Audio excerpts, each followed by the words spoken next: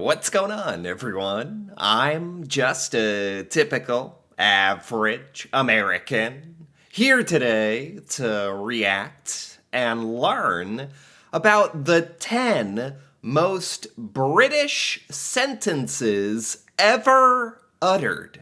So today, I thought it would be fun to check out this video by Top Tens, and they claim that they have found the top 10 most British sentences ever spoken aloud.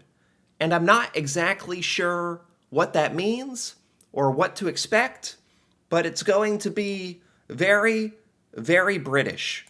So let's take a look. Number 10, the quote. "Get up, George, you're embarrassing me." The context. Prime Minister Margaret Thatcher to her bodyguard immediately after being shot at by the SAS. The story. Margaret Thatcher is a... What? I've heard the name Margaret Thatcher. I think she's a British prime minister in the past. I don't know anything about her, and now the only thing I know is she's very self-conscious about appearances because they were literally shot at. And she said, what was the quote? "Get up, George, you're embarrassing me." After they were shot at? Get up. You're killing me here. You're embarrassing me. Everyone's watching. I think it's okay. You're getting shot at. What? polarizing topic in Blighty, and in some places the mere mention of her name can kill the atmosphere in a room and replace it with a whirlwind of flailing snakes, or so we've heard. That said, she is begrudgingly admired for her unflappable demeanor, which earned her the incredible badass nickname of the Iron Lady. Perhaps Really? the single greatest example of Thatcher's sheer inability to be fazed by even the most extreme situation is the time she was involved in an SAS training exercise involving live ammo. The story... Oh, okay. This wasn't like some assassination attempt, but regardless, this was real bullets fired out of guns, a live ammo training exercise. Get up, George, you're embarrassing me. I gotta remember that one. I just want to say that in real life without any context. Be like, get up, George, you're embarrassing me. Story goes that during her tenure as Prime Minister, Thatcher was meeting with the SAS, who invited her to take part in a hostage rescue scenario using actual bullets, a common courtesy they extend to all high-profile guests to show off their skills. What? Thatcher gladly accepted and sat in a darkened room in the Killing House, the impossibly sweet nickname given to the SAS's secret training building, along with her bodyguard. A few minutes later, three highly trained SAS operatives kicked down the door, threw in a flashbang grenade, and then fired several rounds into the targets, flanking Thatcher, who was reportedly sitting calmly at a table with her purse. What a crazy scenario, by the way. Never mind the quote, which is funny and very, very British. Something about, I don't know, in America we have an idea that British people are very proper, very put together, proud. So the idea that she's like, there's a moment where she's like, feels like she doesn't have the perfect demeanor or doesn't look quite right because her bodyguard's on the ground. That's what makes it British, I guess.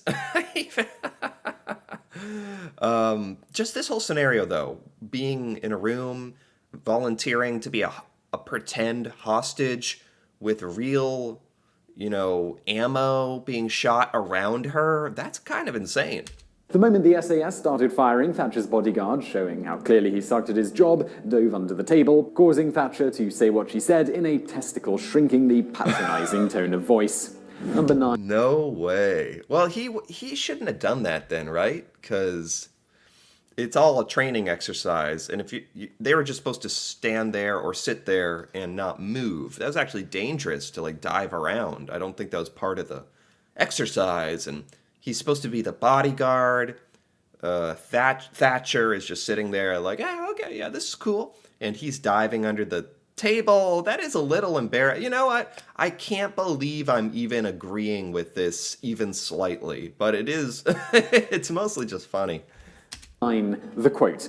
Chatfield, there seems to be something wrong with our bloody ships today. The context. Admiral David Beatty, shortly after two of the ships under his command exploded in front of him. The story. Admiral Beatty was a highly decorated British naval figure who... Sorry, hold on.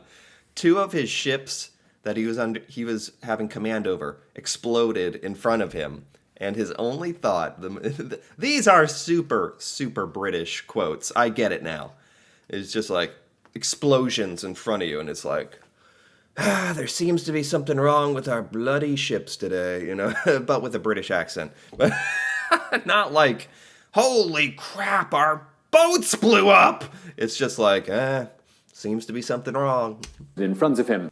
The story. Admiral Beatty was a highly decorated British naval figure who rose from the rank of cadet to Sea Lord. This is the highest post possible in the British Royal Navy. Beatty earned countless commendations throughout his career and personally accepted the surrender of Germany's navy at the end of World War I. Wow. He is, however, best remembered for being completely nonplussed about two of his ships exploding. During a battle in World War I known as the Battle of Jutland, Beatty personally witnessed the HMS Indefatigable, one of Britain's biggest and most coveting guns ships, explode in the water.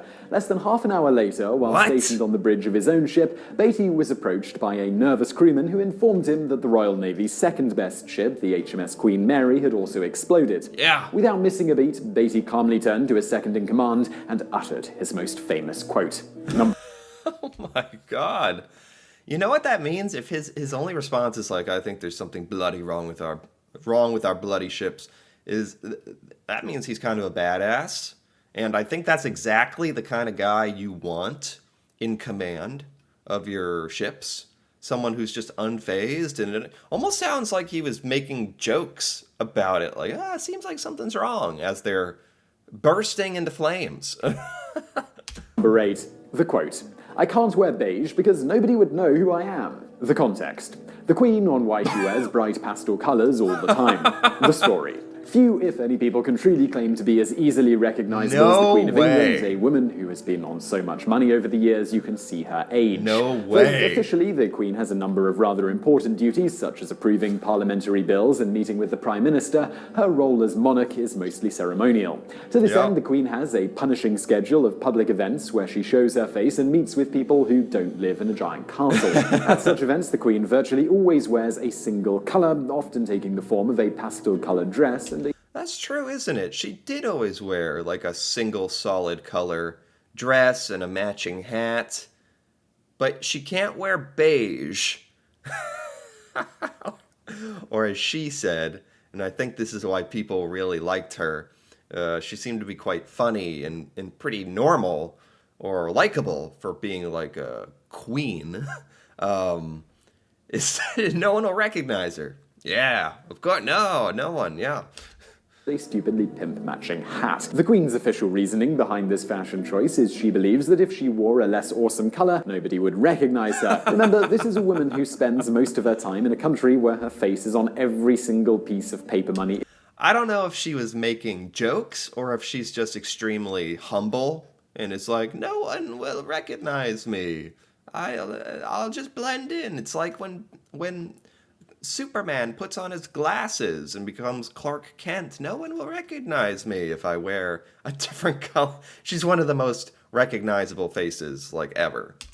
Issued, and she still, rather adoringly, thinks that people wouldn't know who she was without wearing a dress that looks like someone turned the contrast all the way up. Number 7, that's funny. The quote. We had a very serious evening, you know. The context. Cosmo Duff Dorden when speaking about a boat trip he took aboard the Titanic. The story. Okay. Yes, we're talking about that Titanic, according to...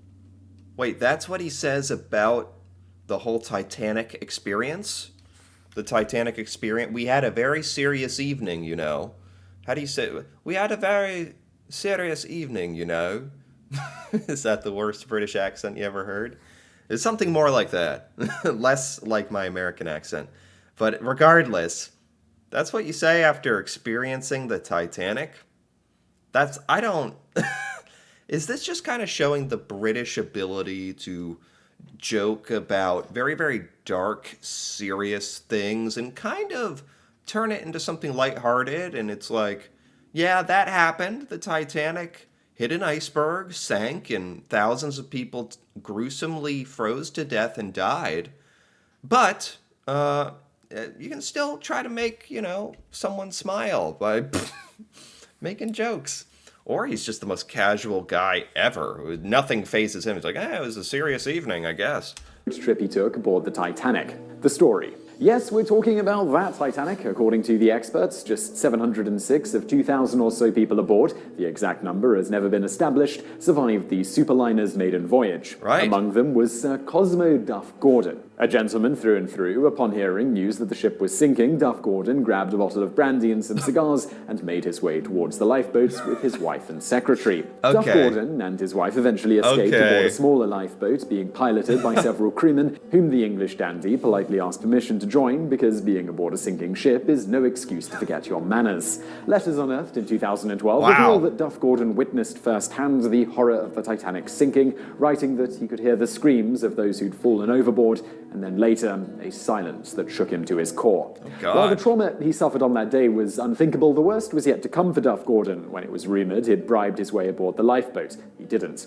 During what has been described as a savage cross-examination, Duff Gordon was grilled about why his lifeboat didn't search for survivors, even though such a decision ultimately fell to the 7 crewmen he was sailing with.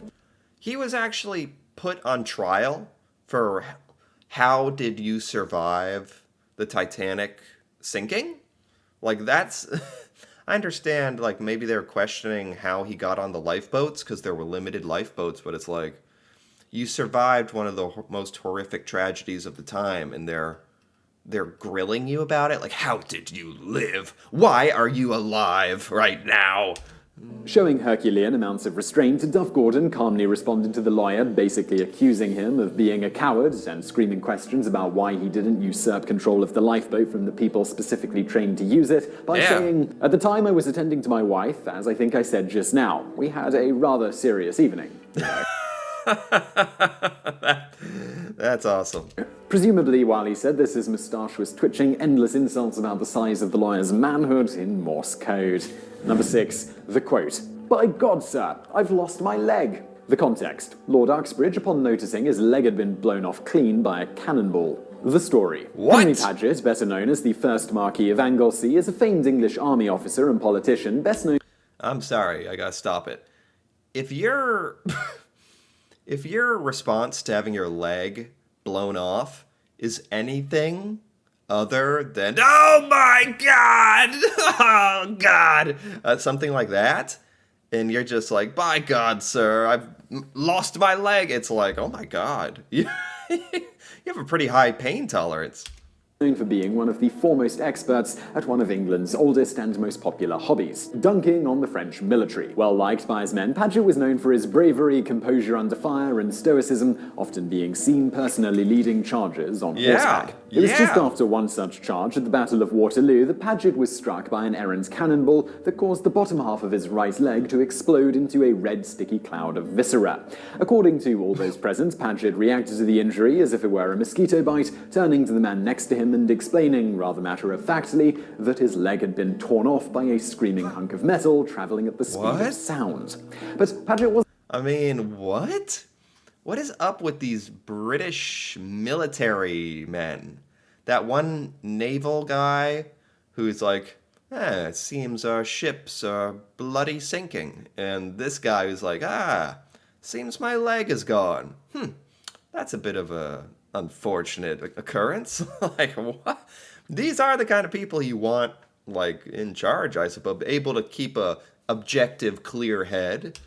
Wasn't done yet, and he continued to play down the extent of his injury, refusing to even cry out in pain when the mangled remains of his limb were being removed without anesthetic. What? According to his physician, the only sound Paget made during the entire agonizing procedure was to answer a nurse asking if he was okay. Apparently, Paget's only comment was that the knife being used to scrape away the bone and tissue left below his knee felt rather blunt before once again sitting in silence. The only question after that we have is, how did Paget possibly find a horse big enough to carry him and his enormous manhood? No kidding. What the heck? That guy, I don't know if he's incredibly brave or if he has problems. Like, you're not quite right if you're that okay with your leg getting amputated by a dull knife. That's okay. 5. The quote. By God, sir, so you have. The context. The Duke of Wellington's response to Henry Paget. The story. Yes, on the same What is it? Well, where's the quote? as manhood. Number 5. There it is. By God, sir, so you have. Okay, by God, sir, so you have. His response to Henry Paget. The story. Yes, on the same day, Henry Paget went down in history as the man who responded to having his leg amputated with a blunt knife with nothing but mild discomfort. His commanding officer similarly reacted to the frankly astonishing occurrence of a man standing 3 feet away having his leg blown off like it just noticed someone in the room had farted. Like Paget, the This was the guy who was next. He was next to the other guy. This was another officer who was watching the other guy have his leg blown off, and he said, "Okay, okay, what exactly is the quote? By God, sir, I've lost my leg." And then it's so it seems you have. Like, what kind of British exchange is this? Duke of Wellington was well known for his stony demeanour and his diamond-like testicle fortitude, earning him the nickname the Iron Duke. Wellington was similarly respected by his men for his commitment to a Spartan military lifestyle, with the Duke insisting on dining on the same rations as his men and opting to sleep on a standard-issue military cot, even Where does Britain find these people? These British military guys are just built different. They've just seen it all. They're just like, yeah, there goes your leg. Dang. though his rank and social status would have allowed him to eat fresh swan necks every day if he really wanted to.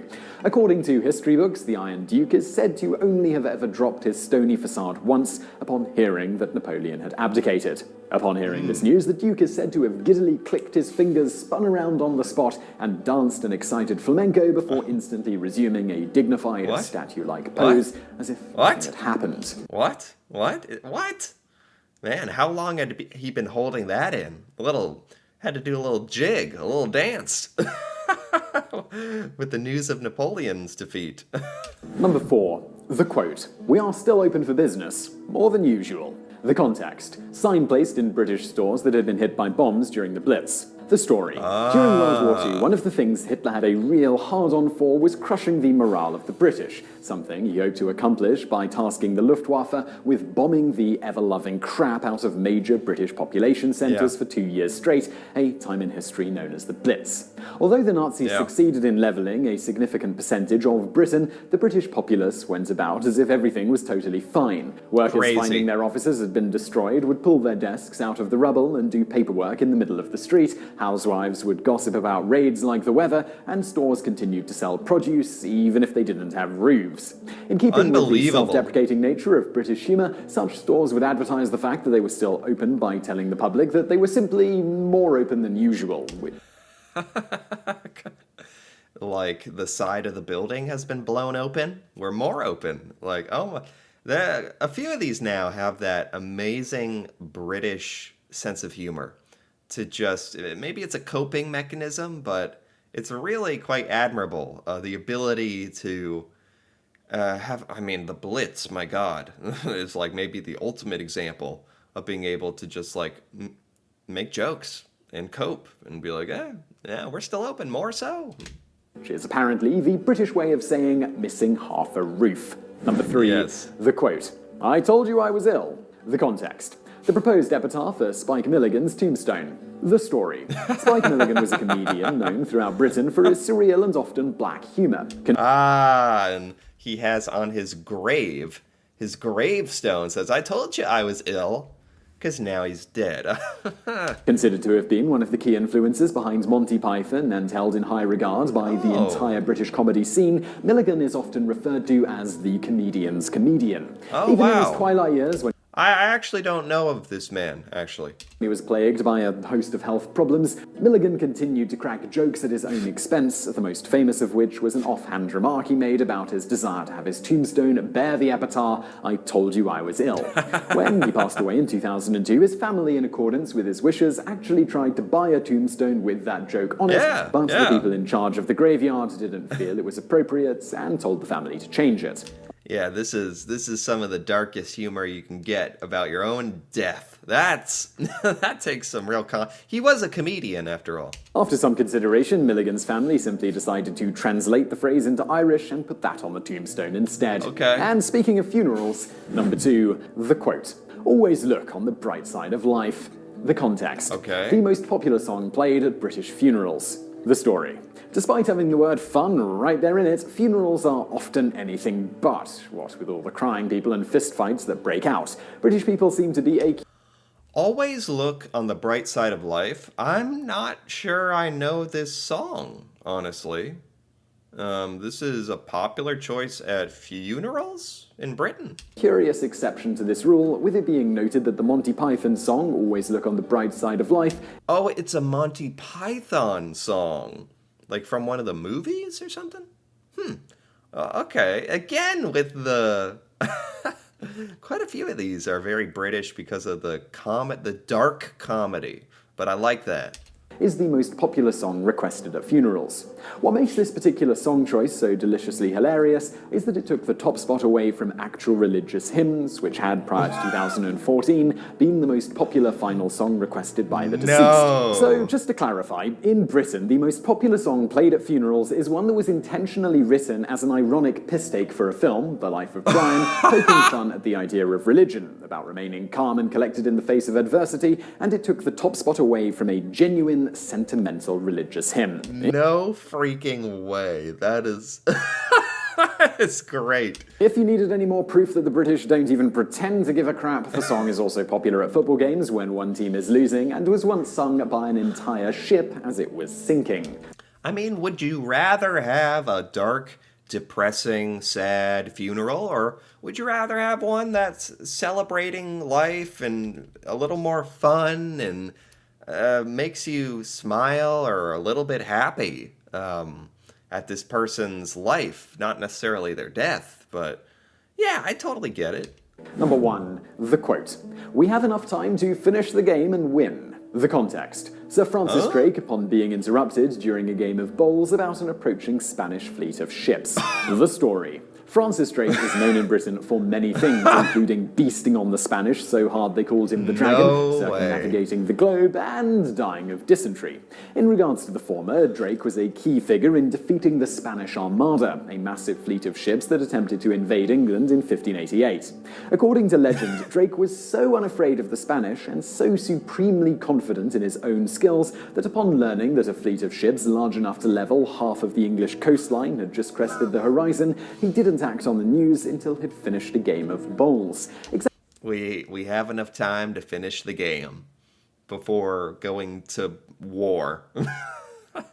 There's something wrong with some of these British military commanders, maybe in a good way, but it's like, sir, they're coming, they're storming the air. Like, we got time.